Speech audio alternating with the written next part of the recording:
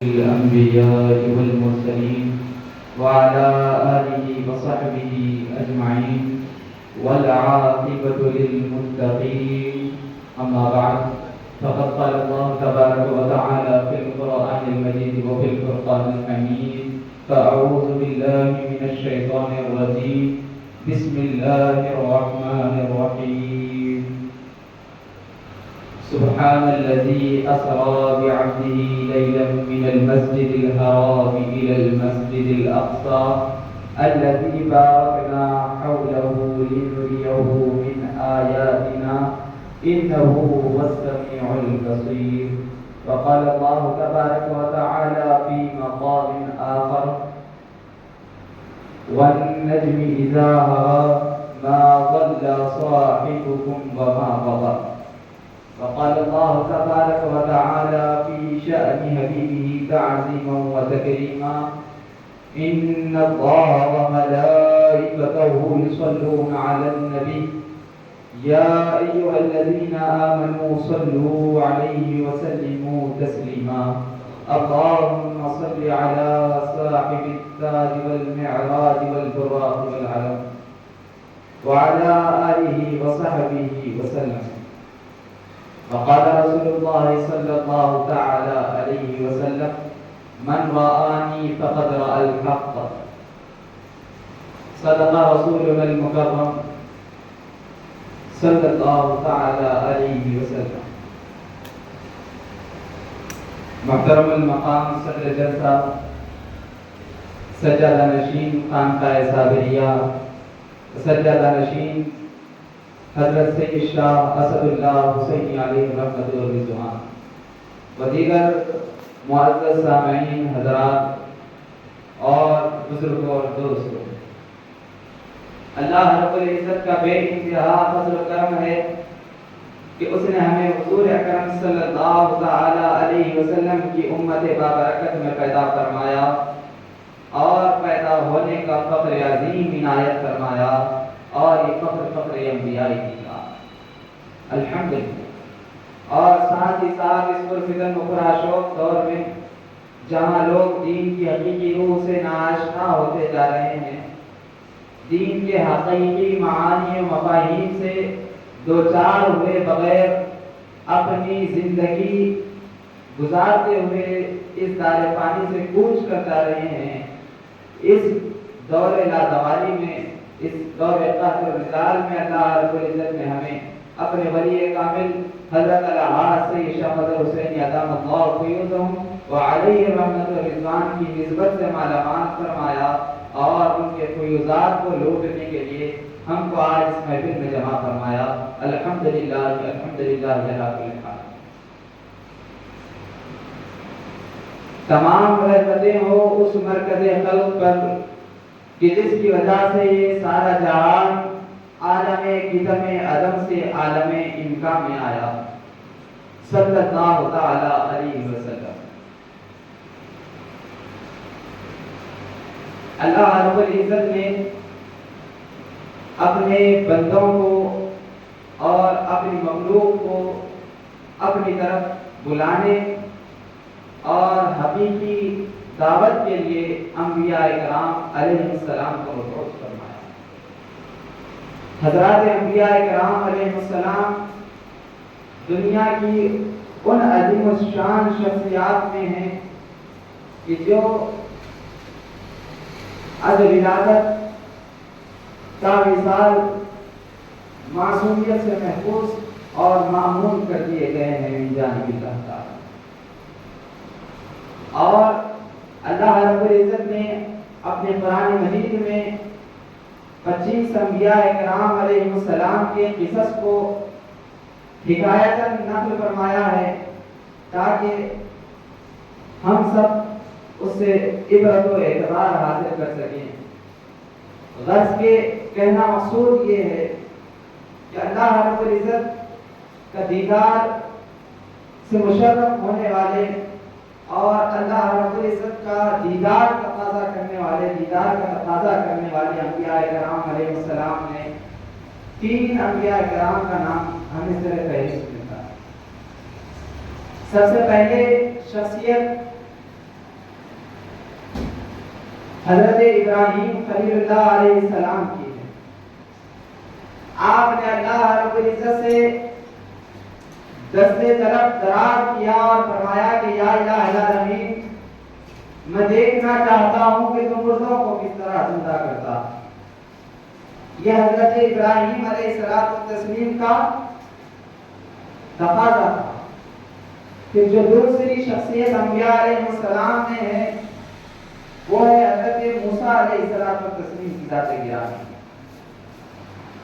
حضرت موسیٰ علیہ السلام نے اللہ رب العزت سے دست طلب اور دست سوال دراز کرتے ہوئے بارگاہ العالمین میں ارشاد فرمایا کہ اے باری الہ، میں تجھے اور تیرا دیدار حاصل کرنا چاہتا ہوں۔ غرض کے پھر تیسری شخصیت جو انبیاء علیہ السلام میں دیدار الہی کے عنوان میں اور بعد میں آنے والی ہیں، وہ ہمارے آقا و مولا حضور احمد مصطفیٰ محمد مصطفیٰ صلی اللہ علیہ وسلم کی ذات گرامی ہے۔ حضرت ابراہیم علیہ السلام کے تقاضے پر اللہ رب العزت نے ان کو ارشاد فرمایا کہ 4 پرندوں کو جمع کرو اور ان کا ٹکڑے ٹکڑے کر ڈالو اور ان کے سروں کو الگ کر دو اور ان کے تمام اعضاء کو الگ کر سب کو ملا کر سب کو الگ الگ جگہ رکھو، پھر اللہ رب العزت کا نام لے کر ان کو پکارتے جاؤ۔ تو اللہ رب العزت نے یہاں پر حضرت ابراہیم علیہ السلام کے سوال پر، ان کی طلب پر، اپنے دیدار کے لیے اللہ رب العزت نے ان کو یہ نسخہ پیش کیا اور حضرت ابراہیم علیہ السلام نے جو کا تو فرمان الہی کے تحت 4 پرندوں کو جمع کر ان کا ٹکڑے ٹکڑے کر ان کو ملا کر ان کو 4 الگ الگ مقامات پر رکھ دیا اور ان پرندوں کو ان کے ناموں سے پکارا تو پرندے زندہ ہو کر بارگاہ ابراہیم علیہ السلام میں جمع ہو گئے۔ یہاں پر اللہ رب العزت پر صفت محی یعنی اللہ رب العزت زندہ کس طرح کرتا ہے اس کا تقاضا اور اس کے دیدار کے لیے حضرت ابراہیم علیہ السلام نے دستے سوال دراز کیا تو اللہ نے ان کے سوال کا جواب دیا اور ان کی جو حاجتیں تھی اس کو کر لائے۔ اور حضرت موسیٰ علیہ السلام کے سوال پر اللہ رب العزت نے ارشاد فرمایا کہ لن ترانی، یعنی تم مجھے نہیں دیکھ سکتے۔ یہ حضرت موسیٰ علیہ السلام کے حق میں ارشاد فرمایا۔ پھر حضور اکرم صلی اللہ علیہ وسلم کا مقام یہ ہے کہ یہاں پر اللہ رب العزت سے حضور اکرم صلی اللہ علیہ وسلم نے کوئی تقاضا یا کوئی سوال یا کوئی پیش درخواست نہیں کی، بلکہ اللہ رب العزت نے خود اپنی جانب سے مقام مصطفیٰ کی رفعت ذکر کے لیے سارے عالم میں یہ بتلا دیا کہ تمام انبیاء کرام علیہ السلام کی آمد ہوئی، 1,24,000 انبیاء کرام علیہ السلام آئے، انہوں نے دیدار کا تقاضا کیا مگر ان کو یہ کہہ کر طلاق دیا گیا کہ لن ترانی، تم مجھے نہیں دیکھ سکتے۔ مگر جب حضور اکرم صلی اللہ علیہ وسلم کی باری آئی تو اللہ رب العزت نے خود حضرت جبرائیل علیہ السلام کو تمام سفر کے سامان کے ساتھ ساز و سامان مہیا کر بارگاہ رب العزت میں بلایا، بلکہ اگر یہ کہا جائے تو لے جانا ہوگا کہ خود باری الہ حضور اکرم صلی اللہ علیہ وسلم کے سفر کے لیے خود تشریف لا کر اللہ رب العزت چنانچہ قرآن مجید میں ارشاد فرما رہے ہیں کہ سبحان الذی اسری بعبدہ لیلا من المسجد الحرام الی المسجد الاقصی، پاک ہے خدا جو لے گئے اپنے بندے کو رات رات مسجد حرام سے مسجد اقصی تک۔ تو محترم سامعین کرام، غور و فکر کا معاملہ ہے کہ تمام انبیاء علیہ السلام کی صفیں ایک طرف ہے اور منفرد مقام اعلیٰ مقام حضور اکرم صلی اللہ علیہ وسلم کو حاصل ہے۔ محترم سامعین کرام، اسی لیے حضرت علامہ اقبال علیہ رحمۃ رضوان نے ارشاد فرمایا کہ حسن یوسف دم عیسیٰ ید بیضا داری، آنچ خوبہ احمد رنگ کے تنہا داری، یعنی یوسف علیہ السلام کا حسن اور حضرت عیسیٰ علیہ السلام کا دم اور حضرت عیسیٰ علیہ السلام کا ید بیضا، یہ تمام صفات و منفرد تمام انبیاء علیہ السلام میں موجود تھے، مگر شان خاتم المرسلین یہ ہے کہ اللہ رب العزت نے تمام کو حضور اکرم صلی اللہ علیہ وسلم میں جمع فرما دیا اور ان اوصاف سے بھی متصف کر دیا اور ان شانہ سے بھی نعمت مصطفیٰ کو بلند کر دیا کہ جو شان سابق انبیاء علیہ السلام میں بھی موجود نہیں تھی۔ محترم سامعین اکرام، ہمیں فخر کرنا چاہیے کہ اللہ رب العزت نے ہمیں ایسے نبی معظم کی امت مبارکہ میں پیدا فرمایا۔ ابھی جو میں نے ابتدائیہ تمہیدی کلمات میں کہا کہ اللہ کا فضل و احسان ہے کہ اس نے ہمیں امت محمدی میں پیدا فرمایا، اور مزید بالائے کرم یہ ہے کہ یہ امتی بننے کے لیے انبیاء کرام علیہ الصلوۃ والتسلیم بھی اپنے لیے شرف سمجھتے تھے۔ بہرحال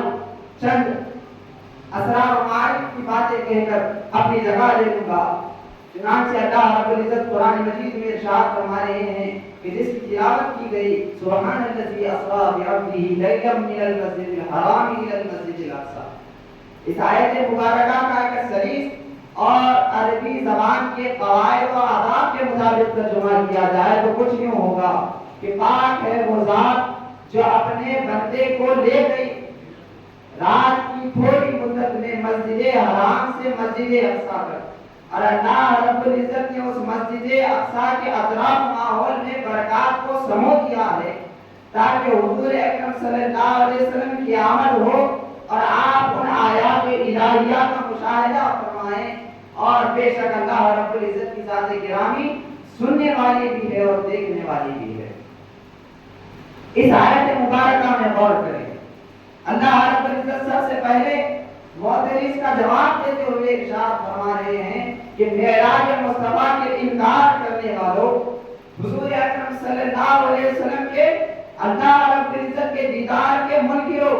تمہیں یہ بات سب سے اول واضح ہو جائے کہ سبحان الذی اسری، یہ جو معراج کرائی جا رہی ہے اور جو دیدار خداوندی سے مشرف کیا جا رہا ہے، یہ کوئی کسی مخلوق کا عمل نہیں ہے، بلکہ یہ وہ ذات کا عمل ہے کہ جو پاک و پاکیزہ ہے، تمام نقص و عیوب سے، تمام تر کمیوں سے، تمام تر عیوب امکانیہ سے، جتنے ممکنہ عیوب ہیں ان تمام عیوب سے ذات باری تعالیٰ سبحانہ قدوس ہے۔ سب سے پہلے اعتراض کا جواب دیا کہ اس کے منکروں، تم پر یہ واضح ہو جائے کہ معراج مصطفیٰ فقط مصطفیٰ کا عمل نہ تھا، بلکہ اس میں شریک تو میری ذات تھی جو سبحان قدوس ہے۔ پھر آگے ارشاد کہا کہ اسری بعبدہ، جو اپنے بندے کو لے گیا سیر کرانے کے لیے لیلاً، رات کے تھوڑی سی مدت میں۔ اب یہاں پر دو نکات بیان کیے گئے ہیں، ایک اسری لفظ اسری اور لفظ بعبدہ۔ اللہ رب العزت یوں بھی ارشاد فرما سکتے تھے کہ سبحان الذی اسری بعبدہ، یعنی پاک ہے وہ ذات جو بندے کو لے گئی، پاک ہے وہ ذات جو بندے کو لے گئی۔ اگر اس کو نکیرہ مانا جائے آپ نے کہ اس میں عموم ہے، کون سا بندہ اختصاص نہیں ممکن ہے، تو یوں بھی کہہ سکتا تھا کہ اسری بعبدہ، اپنے خاص بندے کو لے گیا، لیکن اللہ رب العزت نے نہ معرفہ میں الف لام کا نہج اختیار فرمایا، نہ مطلقاً نکیرہ کی صفت رکھا، بلکہ اللہ رب العزت نے جو نہج اختیار فرمایا ہے کہ اسری بعبدہ، اپنے بندے کو لے گیا۔ اس مقام پر غور و فکر کرنے کی ضرورت ہے کہ عبد کی نسبت اللہ رب العزت نے اپنی ذات گرامی سے کی ہے کہ یہ بندہ جو معمولی بندہ نہیں ہے، بلکہ یہ بندہ اللہ رب العزت کی بارگاہ میں معتبر و معظم و مفخم ہے۔ اسی لیے اقبال نے کہا تھا کہ عبد چیزیں عبد چیزیں دیگر، ای سراپا انتظار و منتظر، یعنی عبد کچھ اور چیز ہے، عبد جو تمام ہے، ہر بندہ عبد کہلانے کے لائق ہے، لیکن عبد وہ شان جو ہے وہ چیزیں دیگری ہے، اس کا مقام مرتبہ کچھ اور ہے۔ عبد چیزیں عبد وہ چیزیں دیگر، ای سراپا انتظار و منتظر، عبد جو ہوتا ہے یہ تو انتظار مولا میں لگا ہوا ہوتا ہے، لیکن عبدوں کی وہ شان ہے کہ وہاں بارگاہ رب العزت میں خود سراپا اللہ رب العزت کی شان یہ ہے کہ منتظر ہوا بیٹھا ہے۔ محترم سامعین اکرام، اسی لیے کہا گیا کہ سریلا مکان سے طلب ہوگی، سوئے منتہا وہ چلے نبی، کوئی حد ہے ان کے عروج کی، بلغ العلا بکمال کی۔ یہ کمال ہے اور شان وہ ہے کہ جو سابقہ انبیاء میں کہیں موجود ہے، نہ کسی شخصیت میں اللہ رب العزت نے اس کو ہدیت کیا ہے۔ وہ شان حضور اکرم علیہ الصلوۃ والتسلیم کو حاصل ہے۔ اور اللہ رب العزت نے سورہ نجم کی ابتدائی آیات میں ارشاد فرمایا ہے، اس کے چند باتیں کہہ کر میں اپنی جگہ لے لوں گا۔ اللہ رب العزت ارشاد فرما رہے ہیں کہ والنجم اذا ہوا، قسم ہے اس ستارے کی جب وہ ٹوٹ کر گر جاتا ہے۔ ما ضل صاحبکم وما غوی، آپ کے دوست نے نہ سرکشی کی اور نہ گمراہی کی۔ اور فکر کرنے کی ضرورت ہے، اور فکر کا معاملہ ہے۔ حضرت محی الدین ابن عربی آقائے موحدان توحید وجودی حضرت ابن عربی رحمۃ اللہ علیہ شیخ اکبر اس آیت کی تفسیر فرماتے ہیں۔ اپنی تفسیر صغیر میں اس آیت مبارکہ کی تفسیر کرتے ہوئے ارشاد فرماتے ہیں کہ والنجم، یہاں نجم سے مراد ذات محمد صلی اللہ تعالی علیہ وسلم ہے۔ والنجم اذا ہوا، اس کی تفسیر میں ابن عربی لکھ رہے ہیں کہ والنجم ای محمد صلی اللہ تعالی علیہ وسلم اذا ہوا ای اذا فنا، یعنی قسم ہے ذات محمدی کی جب وہ فنا ہو جاتا ہے۔ اور فکر کرنے کی ضرورت ہے۔ معراج کے واقعے کی اللہ رب العزت حکایت فرما رہا ہے، اور اللہ رب العزت ایک اور لطیف بات یہاں عرض کرنا چاہوں گا کہ اللہ رب العزت والشمس اذا ہوا کا بھی لفظ استعمال کر سکتا تھا۔ شمس کی بھی تعبیر اللہ رب العزت ارشاد فرما سکتے تھے، چاند بھی کہہ سکتے تھے اللہ رب العزت، مگر استعمال اللہ رب العزت یہ ارشاد فرما رہے ہیں کہ ستارے کی قسم ہے جب وہ فنا ہو جاتا ہے، جب وہ ٹوٹ کر گرتا ہے۔ تو اس میں فرمایا گیا کہ سورج کی روشنی اپنی بذات ہوتی ہے، سورج کی روشنی اپنی بذات ہوتی ہے، اور چاند کا معاملہ ٹوٹنے اور توڑنے سے متعلق نہیں ہے، الا یہ کہ جب قیامت واقع ہو۔ اسی لیے ارشاد کہا گیا، اسی لیے فرمایا کہ والنجم ذات محمد کی قسم ہے، کیونکہ ذات محمد صلی اللہ علیہ وسلم یہ بذات اپنے سے قائم نہیں، بلکہ یہ عکس مولا اور مظہر مولا ہے۔ حضور اکرم صلی اللہ علیہ وسلم سراپا عکس مولا ہے۔ اسی لیے ہمارے پیر و مرشد، ہمارے دادا پیر و مرشد حضرت مخدوم محترم حضرت علامہ سید شاہ محمد مخدوم حسینی علیہ رحمۃ اللہ اپنی مائع ناز نعت شریف میں ارشاد فرماتے ہیں کہ دھری ہے نور کے سانچے میں کیا صورت محمد، دھری ہے نور کے سانچے میں کیا صورت محمد کی، کہ بے صورت کا دیتی ہے پتہ صورت محمد۔ یہ شان حضور اکرم صلی اللہ علیہ وسلم کا حاصل ہے کہ بے صورتی اللہ رب العزت کو ہے، اس بے صورتی کا پتہ ہی صورت محمد رسول اللہ صلی اللہ علیہ وسلم دے رہی ہے۔ اسی لیے نجم یعنی ستارے کی قسم کھائی گئی ہے۔ وجہ فقط یہی ہے کہ اس میں ستارہ جو ہوتا ہے وہ اپنی روشنی سے روشن نہیں ہوتا، بلکہ کسی کی روشنی سے ہوتا ہے، اور چاند کی قسم اسی لیے نہیں کھائی کہ اسے ٹوٹنے اور ٹوٹانے کا معاملہ نہیں ہوتا، بلکہ جب تک قیامت واقع نہ ہو اس میں کوئی انتظار واقع نہیں ہوتا۔ بہرحال والنجم اذا ہوا، قسم ہے ذات محمد صلی اللہ علیہ وسلم کی، یہ حضرت شیخ اکبر کے الفاظ دہرا رہا ہوں، قسم ہے ذات محمد صلی اللہ علیہ وسلم کی کہ جب وہ فنا ہوتا ہے، ما ضل صاحبکم وما غوی، ذات محمد صلی اللہ علیہ وسلم نہ گم گشتہ راہ ہوئی نہ سرکشی۔ اور فکر کرنے کی ضرورت ہے۔ ذکر حضور اکرم صلی اللہ علیہ وسلم کی ذات گرامی کا ہو رہا ہے، ذکر حضور اکرم صلی اللہ علیہ وسلم کی ذات گرامی کا ہو رہا ہے۔ حضور کو بھیجا گیا ہے ہادی بنا کر تمام مخلوق خدا کی ہدایت کے لیے، بیک وقت عالم عرب میں فقط آپ کو مبعوث کیا گیا، اور اس طرح اور اس شان سے مبعوث کیا کہ جب ان کو مبعوث کیا ان کی تعلیمات عام ہوئی تو اللہ رب العزت نے ارشاد فرمایا کہ اے محبوب تم نے تبلیغ خدا بندی کا وہ حق ادا کر دیا ہے کہ اب تمہارے سر پر خاتم النبیین کا صحرا سجایا جاتا ہے، کیونکہ اب کسی اور کو آنے کی ضرورت نہیں۔ اسی لیے اعلان کر دو کہ الیوم اکملت لکم دینکم واتممت علیکم نعمتی ورضیت لکم الاسلام دینا، یعنی آج میں تم پر اپنے دین کو مکمل کر رہا ہوں، تمہارے پر اپنی نعمتوں کو مکمل کر رہا ہوں، اور تم سے دین اسلام پر راضی ہو گیا ہوں۔ ما ضل صاحبکم وما غوی کی تفسیر فرما رہے ہیں کہ فرمایا گیا کہ راہ سلوک کے 4 مسافر ہوتے ہیں،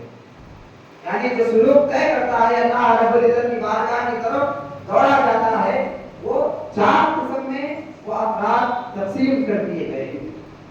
سب سے پہلے محبوب بندہ ہوتا ہے، کیونکہ اس کا اعلیٰ مقام ہے، اس لیے کہا گیا کہ راہ سلوک کے مسافر میں سب سے پہلا بندہ محبوب ہوتا ہے۔ دوسرا بندہ مجذوب ہوتا ہے، تیسرا محجوب ہوتا ہے اور چوتھا مغصوب ہوتا ہے۔ محبوب وہ بندہ ہوتا ہے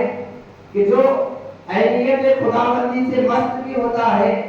اور غیریت ذاتی سے ہوشیار بھی ہوا کرتا ہے۔ محبوب بندے کی شان ہوتی ہے، یعنی اللہ رب العزت کے تمام اوصاف بندے میں پائے جا رہے ہیں۔ اللہ رب العزت ارشاد فرما رہے ہیں کہ یتقرب عبدی الی بالنوافل، بندہ نوافل کے ذریعے،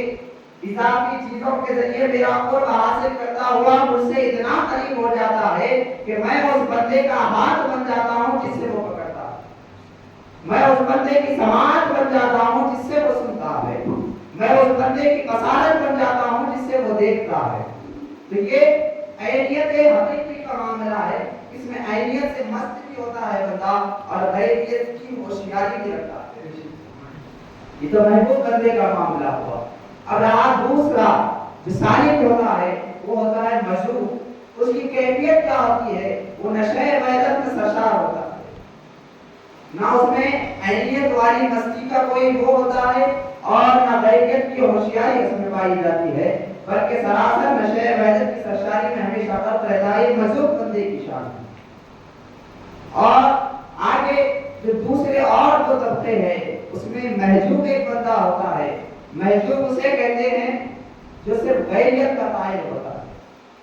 جو صرف غیریت یعنی اللہ رب العزت اوپر ہے، عرش پر بیٹھا ہوا، بندہ فرش پر ہے، یہ غیریت کا قائل ہے، محجوب بندہ ہے۔ ان بندوں کی اس دنیا میں کثرت ہمیں دکھائی دیتی ہے، محجوبین کی، یعنی اللہ رب العزت عرش پر ہے اور بندہ فرش پر ہے۔ اب چوتھی قسم جو اس میں ہے وہ ہے مغصوبین۔ مغصوبین کا معاملہ کیا ہوتا ہے؟ یہ ملاحدہ کی کیفیت اختیار کرتا ہے۔ فقط عینیت کا قائل جو ہوتا ہے وہ مغصوب بندہ ہوتا ہے، یعنی میں بھی اللہ کی ایک کہنے والا، یہ مغصوبین میں شامل ہے، یعنی اس پر اللہ رب العزت کا غضب شامل ہوتا ہے۔ بہرحال ان چار درجات کا ذکر ہوا، پھر حضور اکرم صلی اللہ علیہ وسلم کا ذکر ہوا۔ اللہ رب العزت ارشاد فرما رہے ہیں، دو صفات اللہ رب العزت ارشاد فرما رہے ہیں کہ ما ضل صاحبکم وما غوی، اور تمہارے ساتھی یعنی حضرت نبی کریم صلی اللہ علیہ وسلم نہ گمگشتہ راہ ہوئے، یعنی نہ راہ بھٹکے، وما غوی اور نہ سرکشی کی۔ راہ بھٹکنا کب ہوتا ہے، کس وقت ہوتا ہے؟ جبکہ بندہ اس سے لا علم ہو اور حجاب میں رہو، اس پر علم حجاب میں ہو تو گمراہی کی طرف جاتا ہے، بندہ راہ بھٹک جاتا ہے۔ اگر کسی شخص کو چار مینار کی طرف جانے کا راستہ نہیں معلوم، اگر کسی شخص کو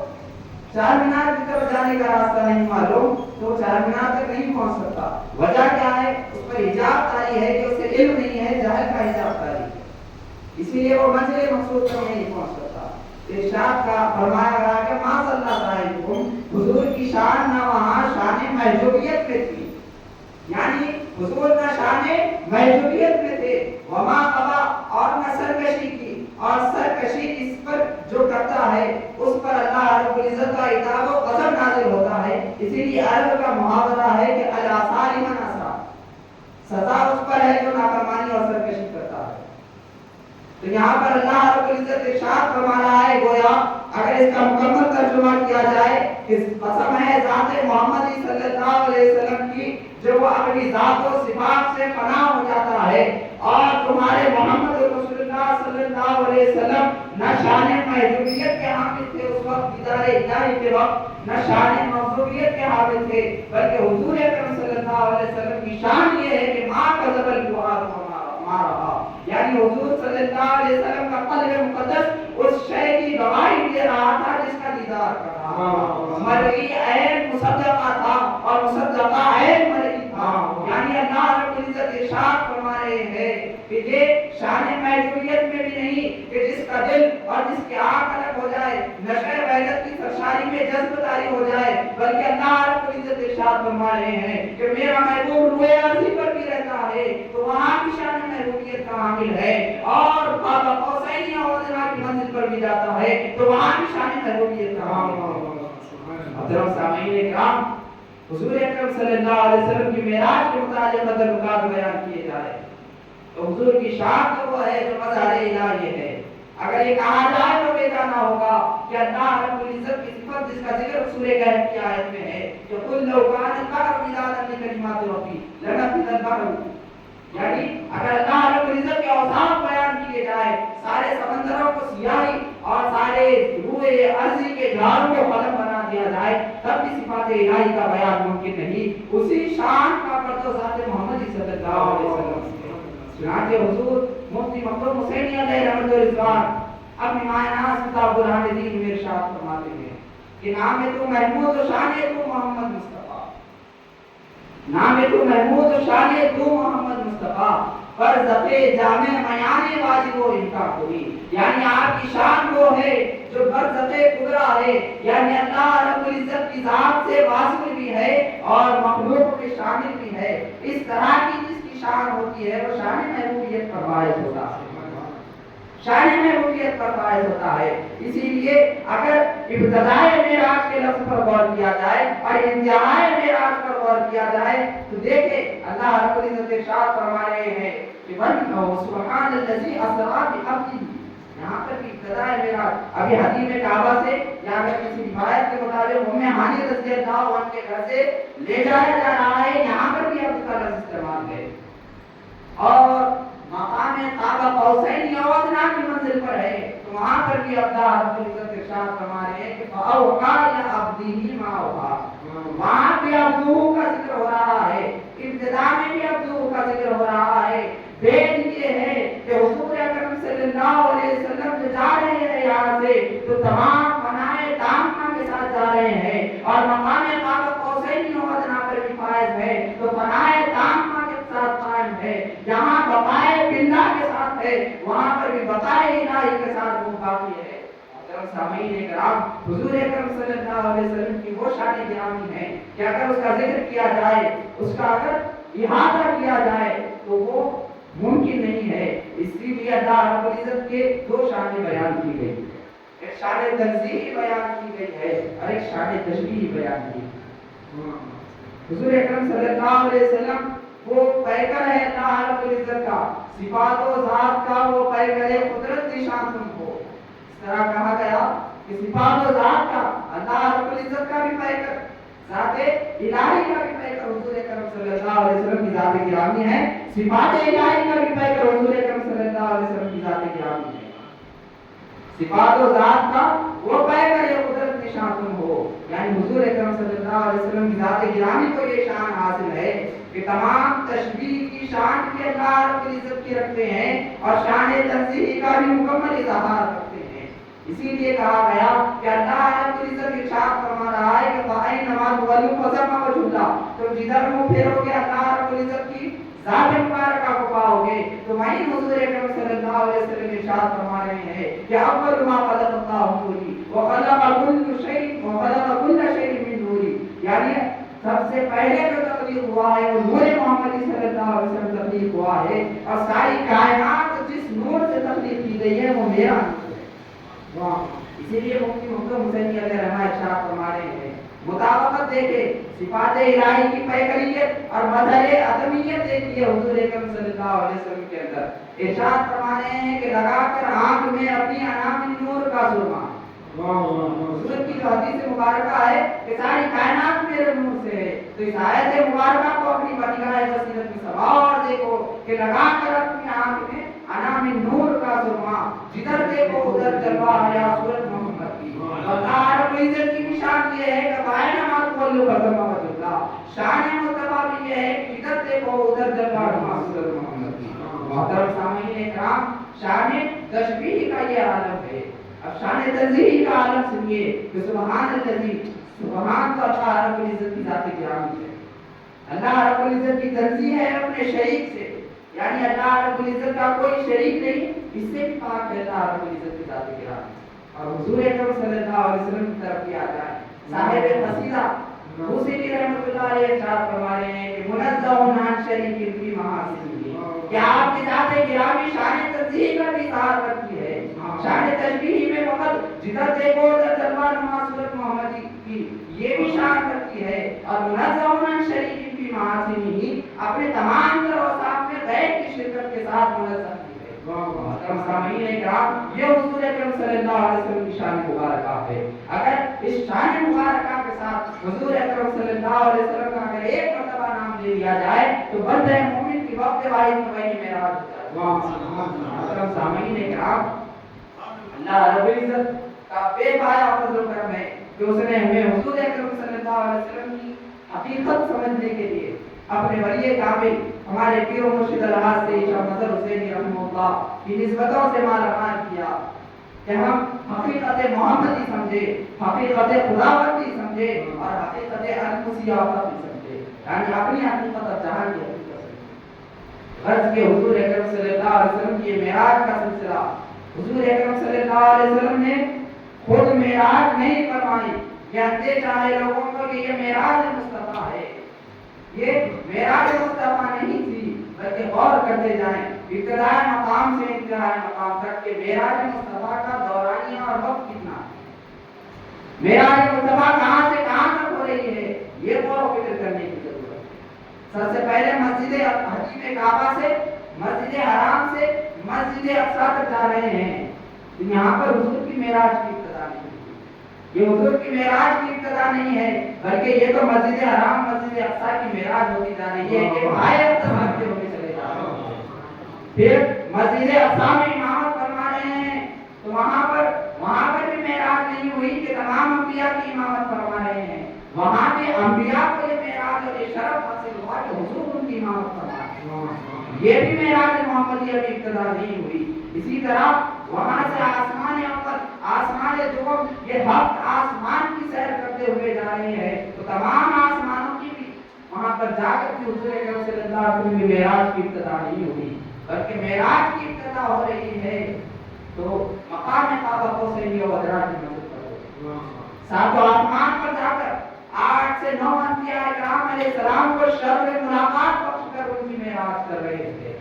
سدرۃ المنتہا پر پہنچ کر مقام سدرۃ المنتہا پر قدم رکھ کر اس کو اپنے پائے اقدس سے شرف نواز رہے ہیں. حضرت جبرائیل کی مائیت میں جا رہے ہیں، جبرائیل کی معراج کراتے چلے جا رہے ہیں. تو مصطفیٰ کریم صلی اللہ علیہ وسلم کی وہ شان کریمی ہے کہ جو ان سے نسبت حاصل کر لیتا ہے وہ ہر آن معراج کرتا ہوا چلا جاتا ہے. چنانچہ ہم نے واقعے میں خود دیکھ لیا کہ جو صحبت مصطفیٰ حاصل کر رہا ہے، جو بھی پائے مقدس کے لمس سے آ رہا ہے، جو بھی صحبت مصطفیٰ پا رہا ہے وہ معراج کرتا ہوا چلا جا رہا ہے.